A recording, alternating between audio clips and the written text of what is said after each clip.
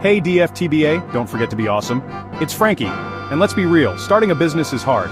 Some businesses make millions, others, well, they make terrible decisions. From products nobody needs to ideas that sound like a joke but somehow got real funding, today, we're looking at businesses that were doomed from the start. Let's dive in. Okay, imagine this. You walk into a store, and you see a juicer. Pretty normal, right? But this isn't just any juicer. This juicer is sleek, it's shiny, it screams Silicon Valley, and it has a price tag that'll make your jaw drop. $400. You think it could juice a coconut while simultaneously doing your taxes for that price, right? Nope. This, my friends, is Juicero. Now, Juicero wasn't content with just being an overpriced juicer. It had to be exclusive too. You see, it only worked with these special, pre-packaged juice bags. So not only were you shelling out a small fortune for the machine, but you were also locked into buying their proprietary juice packets. Talk about a capitalist dream, right? But here's the kicker. You didn't even need the machine.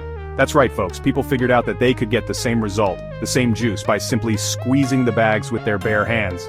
I mean, it's called juice for a reason, right? You're supposed to squeeze it. You can almost hear the collective facepalm of investors everywhere when this little tidbit of information came to light. Juicero, the company that somehow managed to convince people to buy a $400 glorified hand squeezer, had managed to raise $120 million in funding before the jig was up.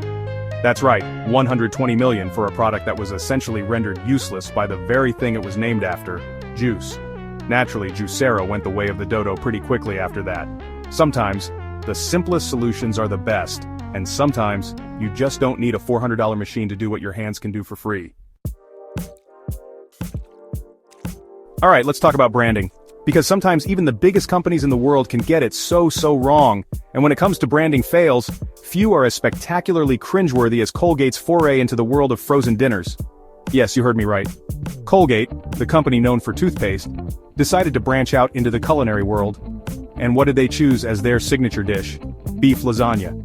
Now, I'm not a marketing genius, but I'm pretty sure that when people think of Colgate, they think of minty freshness, not savory Italian cuisine. I mean, can you imagine brushing your teeth with that classic Colgate flavor, and then sitting down to a steaming plate of Colgate lasagna? It just doesn't compute. And apparently, consumers agreed. The thought of their dinner tasting like their toothpaste was about as appealing as, well, actually tasting their toothpaste. Unsurprisingly, Colgate's foray into the frozen food aisle was about as short-lived as a tube of toothpaste in a house full of kids. The product flopped, and Colgate retreated back to the world of oral hygiene, where they belong. This whole debacle just goes to show that brand recognition isn't everything. In fact, sometimes it can work against you. So, the next time you're feeling adventurous in the grocery store, maybe just stick to the brands you know and trust. The dot-com bubble. A time of unbridled optimism, technological innovation, and some truly terrible business ideas. And no conversation about dot-com disasters would be complete without mentioning the poster child for internet-fueled excesspets.com. Remember those adorable sock puppet commercials? Yeah, those were everywhere. Pets.com burst onto the scene with a bang, promising to revolutionize the way we buy pet supplies. Their big idea? Selling pet food online. Sounds reasonable enough, right? Well, in theory, maybe. But in practice, it was a logistical nightmare. See, shipping bulky bags of dog food across the country is expensive, like, really expensive. And consumers, being the rational creatures they are, quickly realized that it was much cheaper and more convenient to just buy their pet food from the local store. I mean, who wants to wait a week for a delivery when Fido's food bowl is empty? But Pets.com, blinded by their own hype and a seemingly endless supply of investor cash plowed ahead. They spent lavishly on advertising. Those iconic sock puppet commercials don't come cheap, you know. In less than 2 years, Pets.com burned through a staggering $300 million and went belly up, becoming a cautionary tale about the perils of the dot-com boom. Okay, picture this. It's the late 1990s. The internet is still this new and exciting frontier, and everyone's trying to figure out how to make it easier for people to access information online. Now, imagine someone decided to reinvent the wheel, but instead of making it round, they made it square. And it only rolled downhill. That, my friends, was QCat. QCat was a handheld barcode scanner that you were supposed to connect to your computer. The idea was that you could scan special barcodes printed in magazines, newspapers, or even on product packaging, and it would take you directly to a website. Sounds pretty revolutionary, right? Well, not so much. You see, there was this little thing called the internet that already existed, and on this internet you could find these magical things called websites. And to get to these websites all you had to do was type in their address, which granted could be a bit of a pain sometimes. But it wasn't exactly rocket science. QCat in all its infinite wisdom decided to solve a problem that didn't really exist. It was like inventing a device that automatically peels bananas when we already have perfectly good hands that can do the job just fine. It was a solution in search of a problem, and unsurprisingly, the problem didn't want to be found. People looked at QCat, this weird little barcode scanner, and they looked at their computers, which were already connected to the internet, and they scratched their heads in collective confusion. Nobody asked for this. Nobody needed this. The company behind it managed to burn through a cool $185 million before riding off into the sunset of failed tech innovations. Let's be honest, the 1990s were a wild time for food and beverage trends. I mean, this was the decade that brought us Dunkaroos, Surge, and those terrifyingly bright green ketchups. But amidst all the culinary experimentation, there was one product that stood out for all the wrong reasons: Crystal Pepsi. Now, on paper, the idea probably sounded like a stroke of marketing genius. Hey, some Pepsi executive probably exclaimed in a moment of caffeinated inspiration, what if we make a Pepsi that looks like water but tastes like, well, Pepsi? And thus Crystal Pepsi was born. The marketing campaign was a blitz of 90s nostalgia, featuring everything from vanilla ice to neon colors to promises of a clear alternative to the cola giants. But there was just one problem. Nobody actually wanted a clear Pepsi. You see, part of the appeal of soda is its distinctive appearance. Coca-Cola has its iconic caramel hue, Sprite has its refreshing lemon-lime green, and Pepsi had its, well, Pepsi color. Crystal Pepsi with its clear, almost sterile appearance just looked wrong. It was like drinking a glass of unset Jell-O, unsettling and confusing. Consumers were torn. On the one hand, it was Pepsi, a brand they knew and loved, or at least tolerated. Crystal Pepsi lingered on shelves for a while, a testament to a marketing team's best efforts, but eventually it faded into oblivion.